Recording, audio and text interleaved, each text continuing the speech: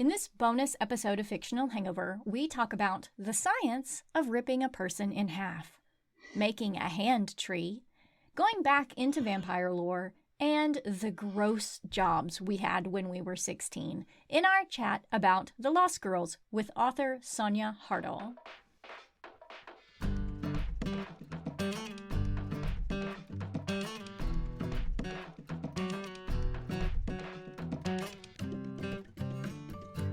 Hey everybody, welcome to Fictional Hangover, a podcast about young adult and new adult books, series, authors, and voice actors that is full of spoilers. I'm Amanda. And I'm Claire, and today we're going to talk to Sonia Hartl, author of The Lost Girls. Yay! Claire. Yes. Is it time? It's time. It's time for Would You Rather. We asked on social media this week. I have to interrupt. No! Because you remember what I said at the beginning of the episode? How this one is super special and it was a surprise to everyone, including us? Yes! Right. We're joined by author Sonia Hartl today, and it's amazing! Yay! And we're forcing her to play violent Would You Rather with us. But it's fine because it's about vampires and it's Dracula Day. Happy Dracula Day, Sonia. Yay for Dracula. Yay. Yay. Thanks so much for joining us. We're super happy that you're here because we loved your book. Thank you so much. Go back and listen to the episode and you'll feel it. You'll feel the love. Nice. Right. Well, there's not a lot of love in this question. Because we asked on social media, would you rather give up your living memories but be able to live wherever you want, or keep your living memories but be tethered to an asshole and not a lovable asshole? Not a lovable asshole. Elton is the worst. For the first time ever, Facebook were in 100% agreement that they're giving up so they can go wherever they want. On Instagram, 75% are giving up their living memories. On Twitter, 80% are giving up their living memories. But TikTok, with 57%, are keeping their memories and being tethered to an asshole. I'm really surprised about that. I'm very worried for TikTok. We're always worried about TikTok. I would expect Twitter, because we know that's made of, demons and monsters. Right, it's the glittery cesspool. Exactly. But I'm worried about TikTok. I'm worried about TikTok. Oh, we had some good comments, though. Vincent on Facebook said, I'm going to live wherever I want, and there's plenty of memories I'd rather forget. Colin on Facebook said, ain't no way you're keeping this independent woman tethered. I've got lots of great memories that I'd hate to lose, but I'm not sure there'd be much comfort tethered to a butt munch. Butt munch. Butt munch. I like it. I feel like that's more 90s than 80s, but, Well, it depends when you were. Holly probably would have called someone a butt munch. Definitely. If I had to guess. Definitely. Bree on Facebook said, fresh start for the win. It will be bittersweet, but better to cut off all the baggage, good and bad, if I'm going to live my best undead life. Yes. And Annie on Facebook said, kick the asshole to the curb and move on. Coral on Facebook said, nope, don't want to be tethered to an asshole. That sounds like a living nightmare. And Constance on Facebook said, is it a lovable asshole? I wouldn't mind being tethered to a lovable asshole. No. If it's a straight up asshole, I will give up my memories in a nanosecond. Sorry, Constance, he's not lovable. Not a lovable asshole, sorry. And Lydia Inked on TikTok said, I can always make more memories. Nice. And that's true. You have eternity to make new memories. Or in Parker's case, you have to make the new memories. Because you never thought to write anything down. And you're still a baby vamp. Yeah, she's a tiny, precious baby vamp. Yeah. All right, Sonia, what are you doing? I mean, I think my answer is pretty obvious just because of the way that I wrote things, but I would definitely give up my memories for going wherever I want. Yeah. Yep. Yeah. Same. No asshole deserves all of you like that. Ugh. No, and Elton's the worst. Oh, he's such a jerk. He's the worst. But, He's got a pretentious name as well. Elton. Oh, yeah. Yeah. Oh, I just want to rip his head off. But then it's just going to grow back. Ugh. Oh, okay. I bet he would, if he was British, he would drink artisan gin. And he would always wear a sweater over his button-down shirt with the collar unbuttoned, always. And he would always wear shoes without socks and the trousers just an inch too short. Oh. This is a terrible description. No. But that's what British Elton. Elton would be like. Oh, I hate him. Next question. Would you rather always have 50s style or 80s style? Oh, that one, I think I would rather have the 50s style, but that's only determined by like what is popular now. Like I would really love to have like a 50s like pinup style for like ever over like crimped hair. No offense to the 80s, but that was the worst hair era. Hit me with a spoon. I had like in the early 90s, I think, because like the 80s extended into where I live quite a bit past the 80s. And I had the bangs that did the thing that curled up, flipped up at the top, and the big feathery hair. And it was pretty tragic. A lot of hairspray. Oh, yeah. And so I think I like the like pinup style more. Yeah. We had a really good discussion earlier in the episode about eternal hairspray. So that was a lot of fun. And we were trying to work out the logistics, weren't we, of permanently crimped hair? Yes. Oh my gosh. Yeah. I think we're going to have Fictional Hangover Vampire Eternals hairspray. I think we are. I think we're going to have to make that. Keeps your crimps for 30 years. 30 years and beyond. I think as much as I love my crimped hair right now, I have to pick 50s style. I love Rose's like rockabilly look that she's got going on. She was precious, so I think I have to go for 50s style. Yeah. There is there is only one reason to ever wear 80s style ever again, and that's costume. Whether cosplay or fancy dress for a party or, hosting a audio podcast. Like 4 people watch it. It's fine. That's fine.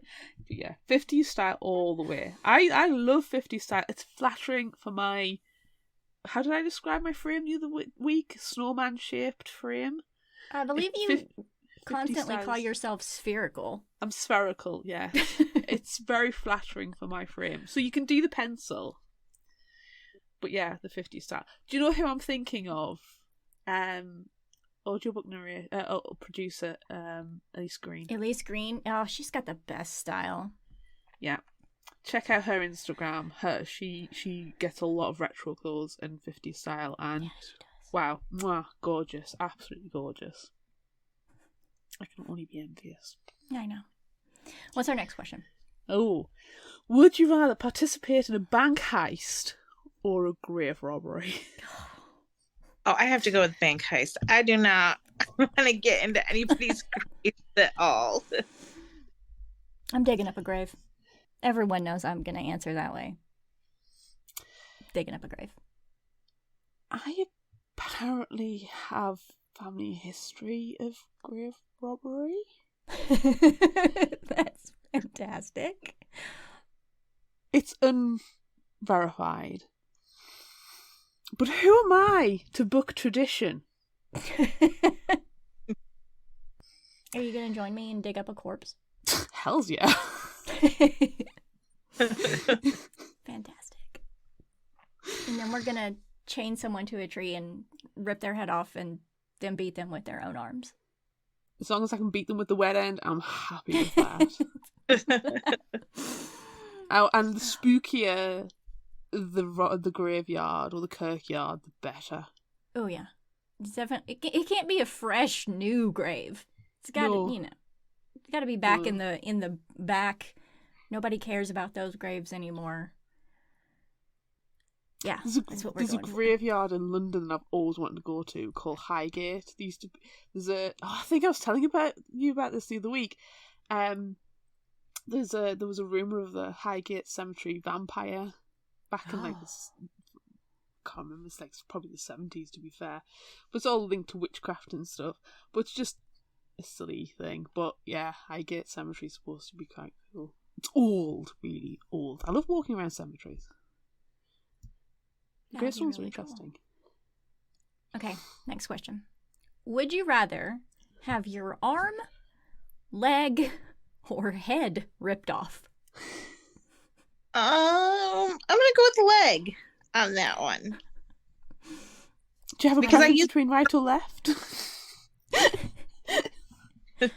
Both at the same time. Oh, terrible.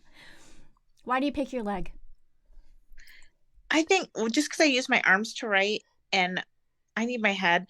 And I think, I know they grow back, but still, just on the off chance that they don't, I can go without my leg more readily than I can anything else. Interesting. I'm quite disturbed at the idea of having your head ripped off, but it grows back. Yeah, I love it. I can't figure the science out in my head. I mean, obviously, there's very little science to do with it. I feel like how does your hair still stay crimped? Magic. If it's growing back. Eternal hairspray. We've already had this discussion, Claire. It's eternal hairspray. It just intrigues me. Is there some kind of weird muscle memory built into your hair follicles? Claire, you're a vampire. It's not real. It is! Ruin my reality. I just imagine, and Sonia, I'm probably wrong, so you feel free to, say, oh my God, Amanda, why are you so stupid? I just feel like it's the biggest part that's left over, and then everything's just going to pop back from that. So that way you can have your head thrown, ripped off and thrown away, but, you got a big chunk left over here. How wrong am I? Wrong? No, right. It comes back pretty fast. Okay. What if you got chopped in half and it was fairly even? Would the top half sprout the legs and the legs would sprout the top half, and then there's two of you? And then you just fight each other. And then you can fight each other because one is obviously the evil doppelganger at this point. It depends on what side it's ripped on. So if you're ripped from the bottom down, then the bottom would grow into your top half. Oh, that makes so much sense. If we write this down, it's science. It is science. I think I'm gonna go with an arm. I think I'm gonna have an arm ripped off. Mostly just for the scene with Ida and Frankie where she ties him up to the toilet paper rack and just keeps ripping his arms off. And then she's like, shrug, they're gonna grow back. I don't know, I just really like that scene. So if Ida rips off my arms, you know what, Ida can do whatever. Ida can do whatever she wants with me. I'll just willingly participate. I love Ida. Ida has the freedom to rip your personage to pieces. I like it. She does. I'm going to lose a leg because I'm hoping when it grows back, my knees will be less creaky. But no, Claire, don't you remember that? Oh no, that's you're going to have a neck flap. You're going to have a neck flap forever. So your knees are always going to suck. Can I have a neck flap for eternity over creaky knees? I would rather have the neck flap than creaky knees. Yeah, we'll grant that. Okay, thank you. As long as I can touch it. Yeah. Can I touch your neck flap? Art. No, you can't touch it. I love them all so much. Oh, I love our goth vampire queen, Stacey. Oh, she's the best. What's our last question? It's your favorite one. It is. Would you rather have a hand bird feeder, a brain or lantern, or a leg lamp? I'm going to go with the leg lamp because out of all of Ida's art projects, that one was my favorite. That was actually the first project that I came up with for her, and I actually wrote the others in after I had developed her as like an artiste with body parts, but that was the first one I conceived of. I love it so much. What are you going to pick, Claire? I'm going with the brain or lantern. I like the Halloween aspect. Halloween's an aesthetic I can particularly enjoy. I love the brain lantern too. I just love all of them. Well, it's not just for October either. It's not just for Spooktober. Spooktober is a 365 days of the year celebration. It's year-round brain lantern. I am going to go with the hand bird feeder. We live in the middle of nowhere now, and we have bird feeders outside, and I enjoy watching the birds. So I need a new bird feeder, and it needs to be a hand that I've jammed onto something violently. I wonder if I could make one. I'm sure I could find a fake hand somewhere. I'm gonna do it. You just do it yourself. With use your own hand. My own hand, and then no, you'd have to get the it'll turn to polythene ash. and then stick your hand in. Yeah. To make the mold, and then pour in. Yeah. The plaster. I'm making this. It's happening. It's happening. Then... You could attach them all to a tree, and then you've just got loads of hands on this tree. Yes. To make it really creepy. Yeah. That's part of I need to do it. Yep. You will have to hang teeth from it as well, but that's a different story. Well, that's for Cat Ellis. We're just gonna have the creepiest tree on the lake. It's fine with me. It sounds like me. It's perfect. I love it.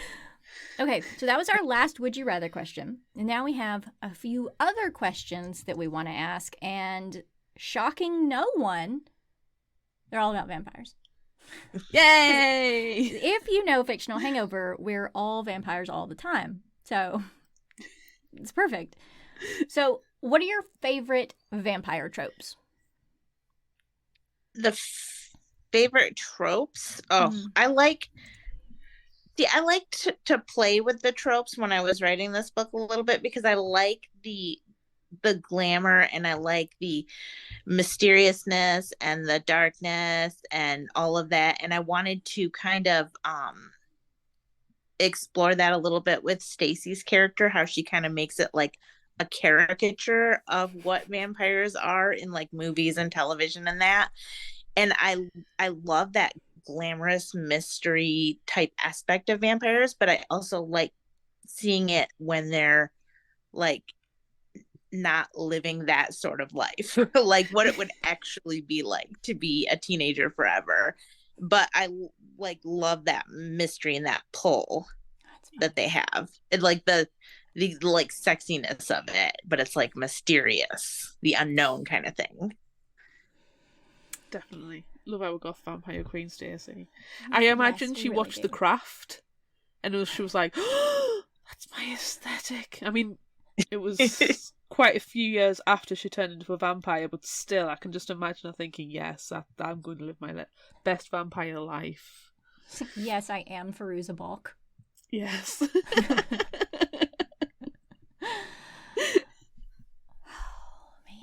I appreciated the fact that you had vampires that can go out in the daylight. Yes. Because it annoys me a little bit that it's like the biggest, most used trope where they can't go out in the daylight. It's like, well, why not? It is, and it's actually, if you like delve back into vampire lore from like the early vampire lore, that's actually a fairly newer trope for that, is they only can go out at night. Like the early vampires that were written could be out whenever they felt like it. And then as like night became more of like the scary aspect, it was just like included in the lore. And I think it started to pick up more like popularity when Dracula and that came out. But previous to most of the books that came out around that time, vampires were out whenever. Exactly. So I was like, I'm going to draw back to the old lore of that and keep them out in the daylight. Well, that's it. Even Dracula could go out during the day. He wasn't as powerful, but he could still go Yeah. out in the day, and it annoys the life out of me that it's the same tropes used over and over and over again, and that one is constantly used. Like, no, let them go out in the day. I understand, like, when they say that they get the damage from the UV rays. They can go out, but they get damaged by it, so they have to consume a little bit more blood. So I can understand that principle. But it's like, no, they turn to dust. Really? Yeah. I mean, they're undead, so they should be more powerful than a little bit of sunlight. Yeah. Exactly. It should be harder to kill them. Exactly. Yours are really hard to kill. That's the coolest thing. Very specific methodology. We loved that. We loved the heirlooms. Like, because, I mean, like I said, all vampires all the time. We read a lot of vampire books and we see a lot of the same thing over and over and over again. But yours was so refreshing, and these heirlooms, it was so cool. It was such a unique take on, murder. But so we really like that. So we wonder, where did that idea come from? It started out as like me digging into the psychology behind object memory and the way that like holding a certain object or feeling something or smelling something or can bring back a memory stronger than without it. And how many memories are attached to certain specific objects that people pass down throughout the years, and the way that certain weighted objects that have a lot of history behind them feel when you see them or hold them, even if you're not personally attached to them. Mm-hmm.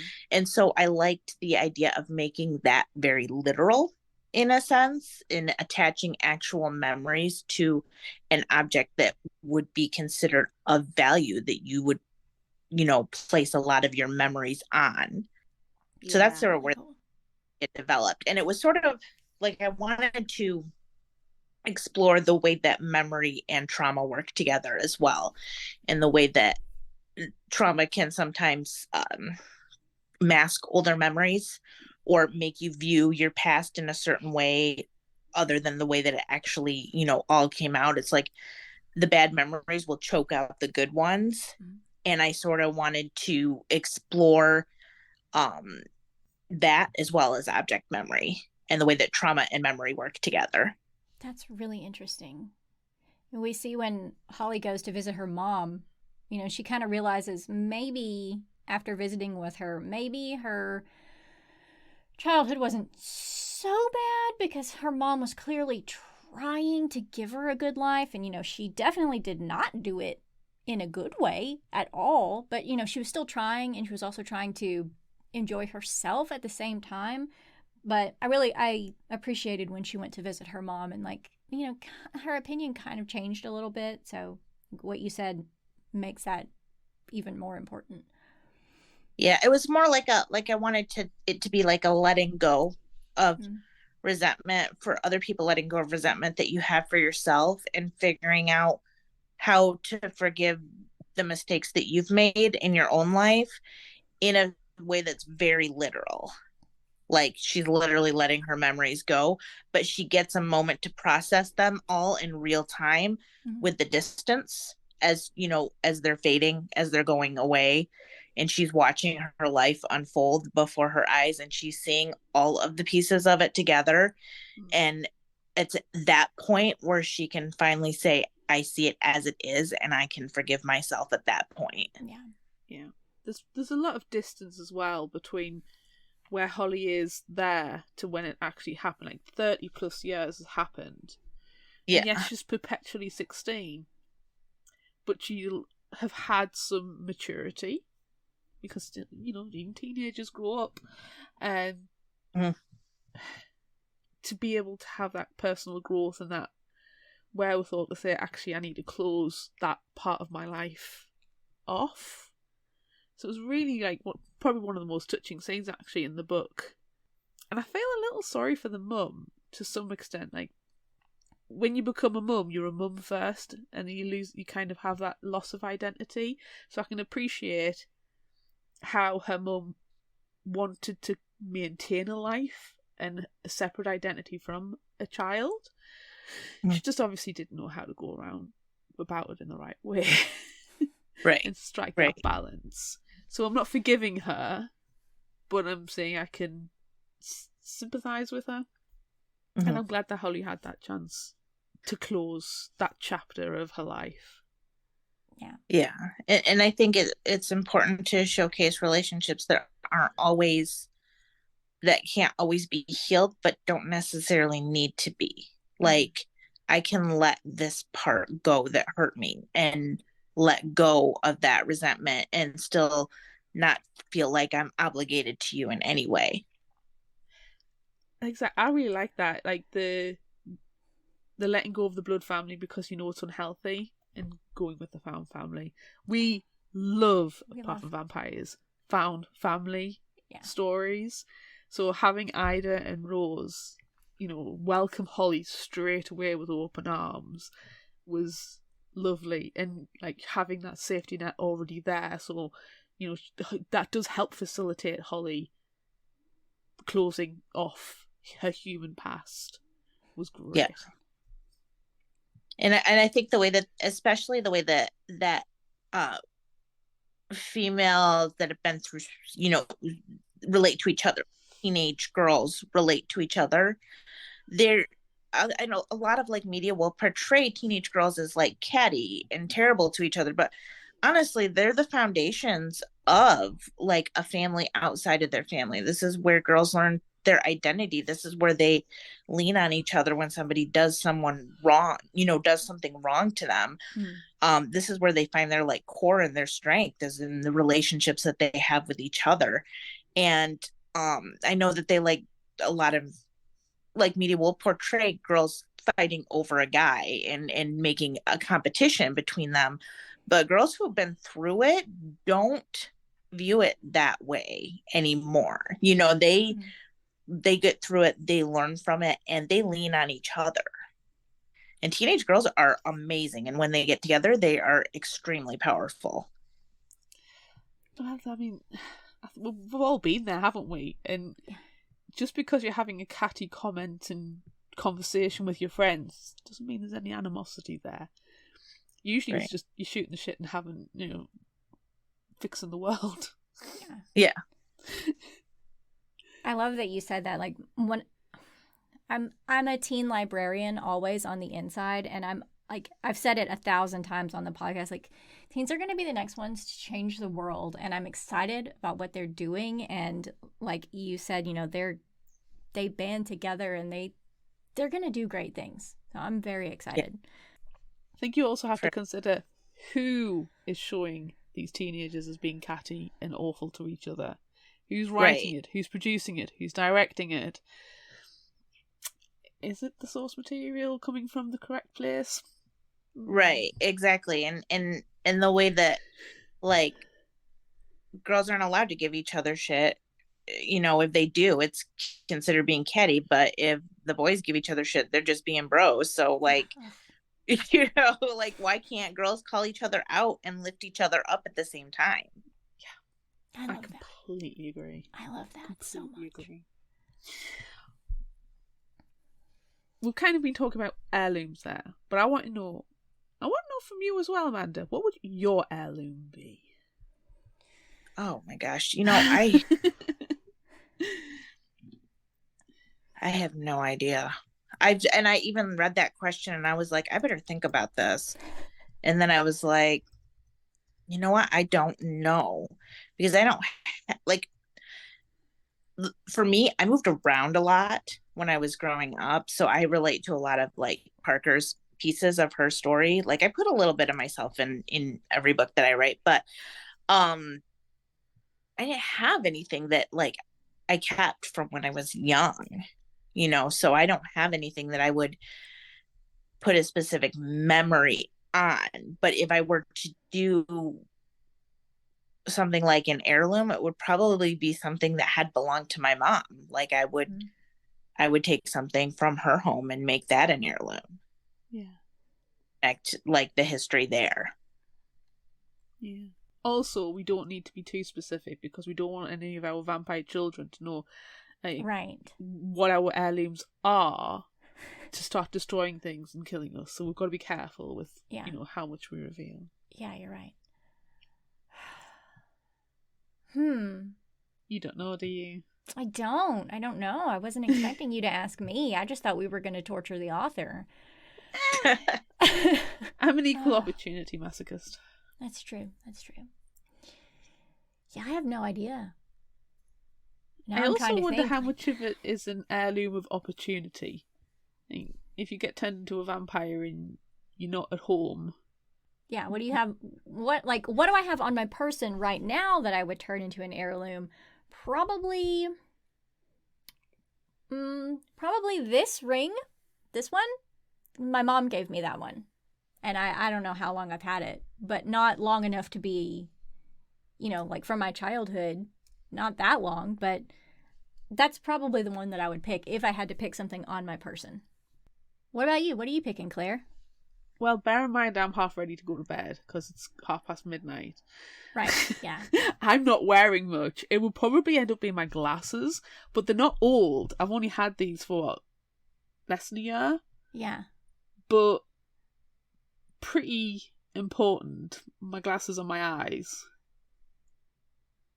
That's a good pair of glasses, too. I would hate for those to be shattered. Or melted in a cauldron, I should say. Excuse me. Let me correct. Melted in a cauldron. Thinking about that, though, if my glasses did end up being turned into the heirloom, my eyesight will be as it is now. It wouldn't get any better, but it wouldn't get any worse. But I would still need glasses. Yeah. Yeah. Huh. You just have to get another pair. You just have to go to the eye doctor. It'll be fine. They're always on 2-for-1 deals. Just order them online. I've got sunglasses spare. My old prescriptions are not too different. I can use those as spares. Yeah. I never understand ordering glasses online. It's weird. I did it one time and I thought, these are the cutest glasses I've ever seen. And I did the thing where you, upload your picture and put the glasses on. And it was fine and perfect. And when I got them, they were, comically large. They were so stupid looking. But I loved them anyway. But then I got LASIK, so I don't need them anymore. But this is why I like going to the opticians, though. I like to try on ludicrous spectacles first. And then get serious about which ones I'm going to wear. Yeah. And then I have loads of pictures and I can go, haha, guess which ones I'm getting.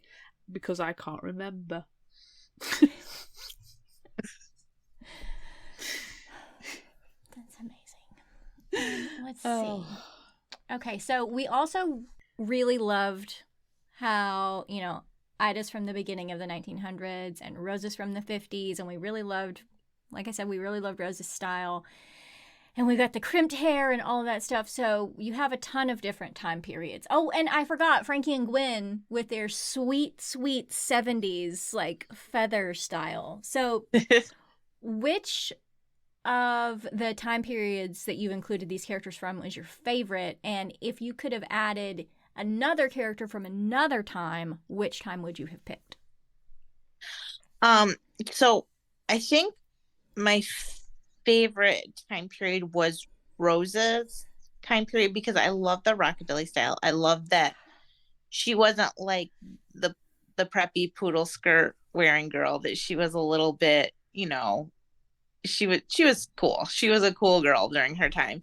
And I love that style. I think it's so beautiful and fun and flirty and I love it. If I had included another time period, though, I would have loved to include a hippie girl from the 60s. That would have been really good. That would have been fun. I feel like she probably wouldn't have been violent enough to be a vampire, though. She's like, no, just peace and love. And that would have been really interesting. They go and meet her when they go on the road trip. They're free of Elton, the asswad now. So they're going to get in to the car. It's the van. I in my head, it's a VW van. Oh, Like old yeah, there's style. those fancy new ones now, so it No, entirely I don't want a could fancy be. new one. I want an old style one. Because it's got character. I'm dressed in the 50s, Amanda. Come on. And then they go cross country, and then they meet the hippie, and she's like, peace and love, while she's busy chowing down on the vegan pizza. I was going to delivery say, guy. she has to be eating a vegan. It's very important for her to be eating a vegan. It's somewhere in San Francisco, and he's delivering a vegan pizza. Lots of broccoli. I don't I love understand that so much. No insult to vegans, but broccoli pizza? Really? I've eaten broccoli on a pizza. It's good. Oh, weirdo. It's fine. Pineapple all the way. I'm not opposed to that either. No. Oh my gosh. Okay, so let's see. We have one more question to ask, and it's very, very important to us because for the 800th time in this episode, All Vampires All the Time, who are your favorite book, movie, TV vampires, or your favorite vampire books, movies, shows, all of your favorite vampires? Ready, go. Okay, so when I started reading vampires, I got into Anne Rice's books when I was way too young for them, but they were like the foundation of vampire stories for me. And then I started picking up like more teen vampire stories, like Christopher Pike when I was younger was like he had a vampire series, and I absolutely devoured that. And then, of course, tried to get on the Twilight hype train with everybody, but and then I was like, but you know what? Edward's kind of a creep, so but I was still like on the like I just like being part of like, you know, the big splashy vampire stuff. And then I like that there's more like queer vampire stories coming out lately that I really like Caleb Rourke, who blurbed my book. He wrote The Fell of Dark, which is a great one. And then let's see, there's another one that Isabel Sterling came out with, which is oh my gosh, I can't remember the title. Is it the one that I recommended? This one, is it called Coldest Touch? Yes, The Coldest Touch. Yes, there it is. Yep, that one came out last year recently too, which is a great one. And then I like some of like that vampires are being included in more like romantasy type, big like fantasy epic type stories, like From Blood and Ash and those type of books. So like I like, you know, just different types of vampires and seeing all the different types of like stories and the way that people kind of imagine them, you know, their own style and their own way. It's fun. Definitely. So many different vampire tropes out there, like we've already discussed.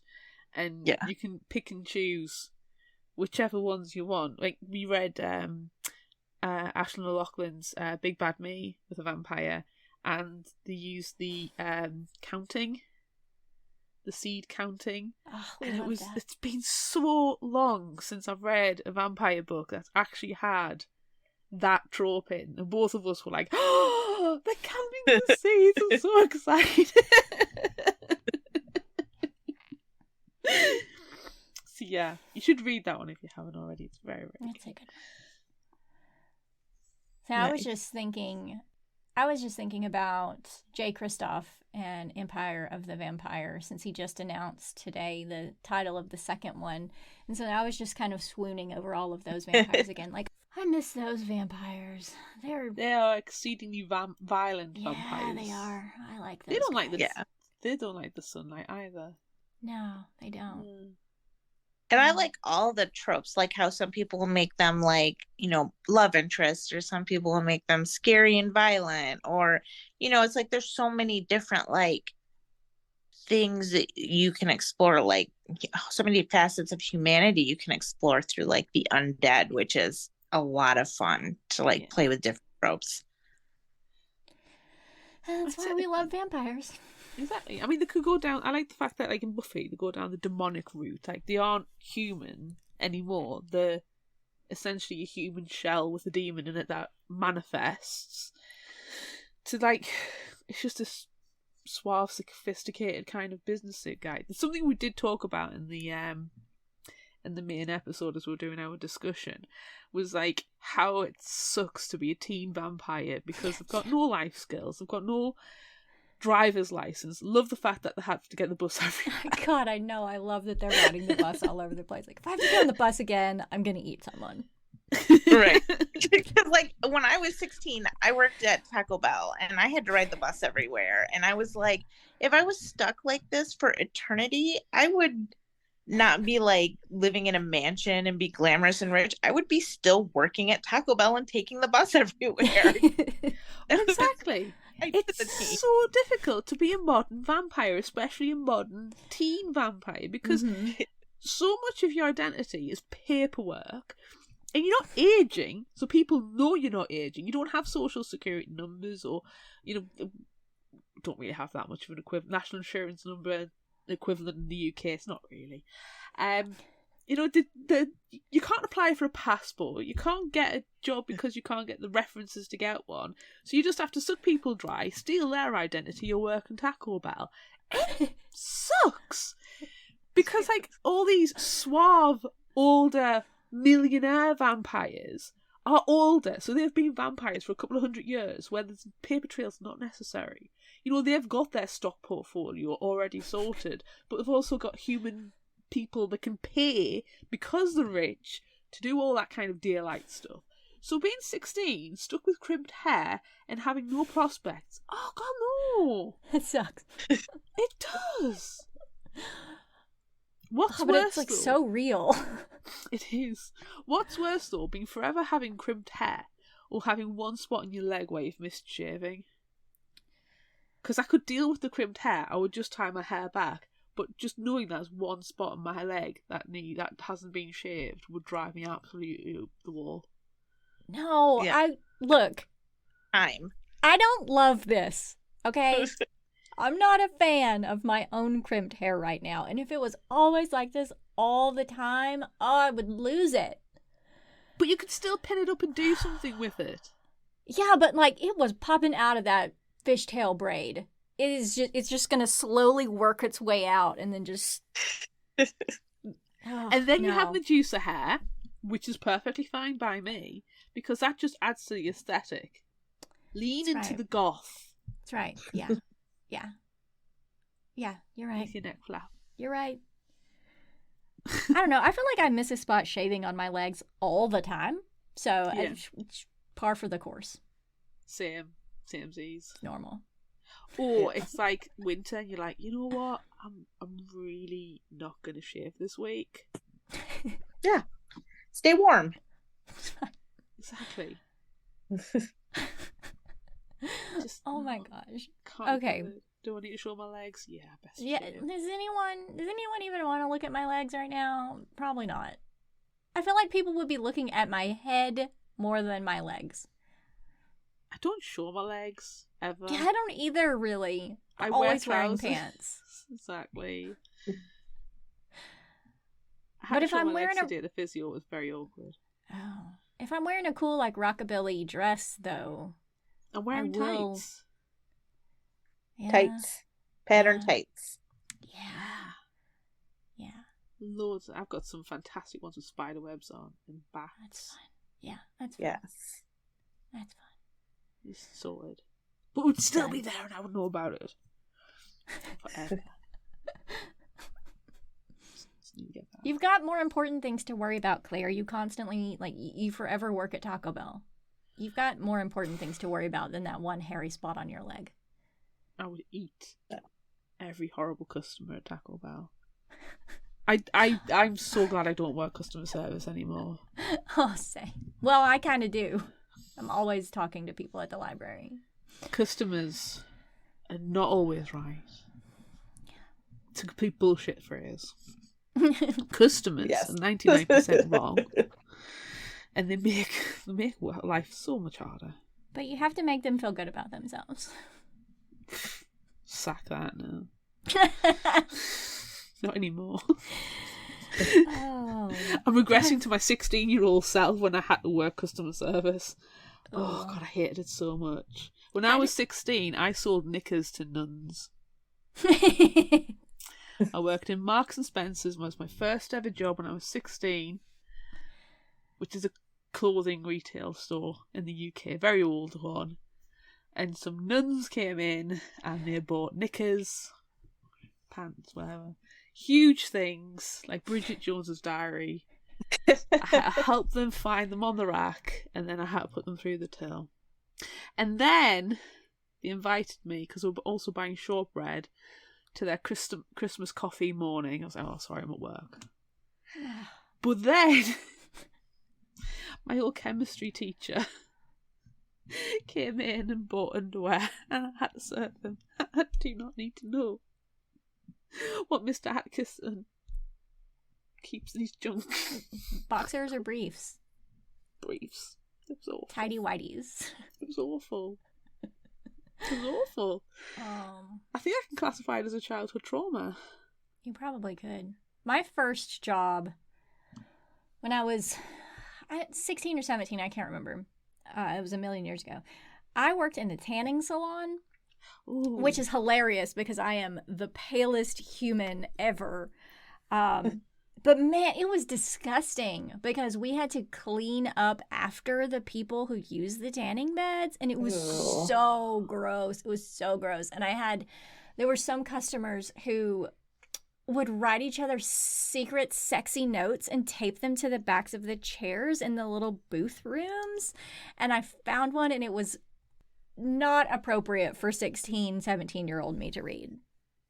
Oh, no. But I found it, and it was terrible. And I loved it. Probably good job social media wasn't a thing back then, because it'd be like, right, that's yeah, going on. like, look at what I found today. Ooh. What was your worst job, Sonia? Or did you have one when you were 16? No, Taco Bell was probably my worst job that I had when I was 16, because I had to work. Well, I actually got the job when I was 15 because I lied about my age so I could get a job. You're forging documents already. You're a great vampire. They didn't require like picture ID back then to work, so they didn't like really care that much about like child labor laws. So sometimes they'd have me working at like 2 a.m. when I was 15, and God. yeah, it was wild. Oh. Did you have to work like the grill as well as like customer facing as well, like the whole thing? No, just customer facing. And then I waited tables at an all-night diner, and that, I wouldn't say that was terrible, but it was just, there was so many drunk people and just so much like fighting all the time there, and it was just, yeah, it was not fun. See, every single one of us are describing jobs with customers. Yeah, it was. And then I worked at Blockbuster when they had videotapes, and it was my job to rewind all the tapes every day. That was the most tedious job I think I've ever had. Did you not get to watch movies while you were there, though? No, you had to watch like their promo videos that they put up. So it was like you get to watch like little clips of movies, like, and it was the same thing over and over and over again. And then I would just stand there and rewind hundreds of tapes every day. I feel like TV has misrepresented working at Blockbusters to me, and I'm feeling cheated right now. No, damn it. Sorry, Claire. It's ruined for you now. It's fine. They don't exist. Do they exist? Does any exist? Wasn't there like one there's, holdout Blockbuster in Alaska or something? I feel like there's one somewhere. I'm going to Google it. You should. I feel like there's one somewhere. Oh my gosh. Okay. So the very last thing that we ask everybody who comes on Fictional Hangover is there anything else that you want to talk about, that you're excited about? It doesn't have to be book related. It can be anything. We just want you to share fun stuff. You got anything? I don't know. I mean, this week I'm taking a break, so that's exciting because I've actually, this last year I started indie publishing as well as traditional publishing. So I'm writing a lot more books every year. I'm writing like 6 a year now instead of 2. And so I am taking a break this week, and that is exciting. And I'm going to listen to a bunch of audiobooks, and I'm going to do puzzles, and that is going to be my whole life for like a week. I love it. And it's going to be what's your next audiobook that you have? Like, what do you... I am going to listen to Fourth Wing because I have terrible FOMO and I want to get in on the hype. Yeah, I keep seeing people checking it out at the library, and I'm like, I need to read this one. I need to read this one. I'm going to put it on hold right now while we're talking, so I don't forget to do it. Well, while you're putting that on hold, I'm going to tell Sonia that we do have an indie spotlight in our episodes every week. So if you are publishing indie or have anything new coming up, let us know, and we can let everybody know about it as well. Oh yeah, we 100% will, all the time. Just send us an email. Where can people reach you or follow you, stalk you in a consensual manner, not creepy at all, just to find out what's coming out? I have, you can go to my website at soniahartl.com and sign up for my newsletter there. You'll find me on Twitter at SoniaHartl1, Instagram at HartleSonia, and TikTok at Sonia Hartl Books, because I can't seem to have one name uniform for all of my social media. So it's variations of my name, but my name is so uncommonly spelled anyways, it's not that hard to find me. Yeah. Excellent. Have you got that book on hold? I didn't even have to put it on hold. One of my millions of libraries that I have library cards at had it available. So, audiobook borrowed. Support your local library people and tell a librarian how awesome they are. Yes, please, someone come and tell me that I'm great and not a pedophile. I would appreciate it. You are awesome. We love you, and you are not dodgy in any way, shape, or form. Oh. Okay. What a great way to end. Ugh. Thank you so much for joining us. We really loved your book. We had so much fun. We're looking forward to reading more. And you'll have to come back and join us when we do. Yes. Thank you so much. Thank you for having me. Thanks. Bye. Thank you. Bye. So that's it for this bonus episode of Fictional Hangover. I'm Amanda. And I'm Claire. Join us next time as we discuss White Hot Kiss by Jennifer L. Armentrout. We're starting a new month, Angels and Demons. Good choice for this month. Look out for our Would You Rather polls on social media. Don't forget about our book club and monthly challenges on Facebook. Be sure to visit our shop on Redbubble at fictionalhangover.redbubble.com for all your favorite Fictional Hangover themed merchandise, and become a patron of ours on Patreon at patreon.com/fictionalhangover. Until next time, remember, the only cure for a fictional hangover is another book.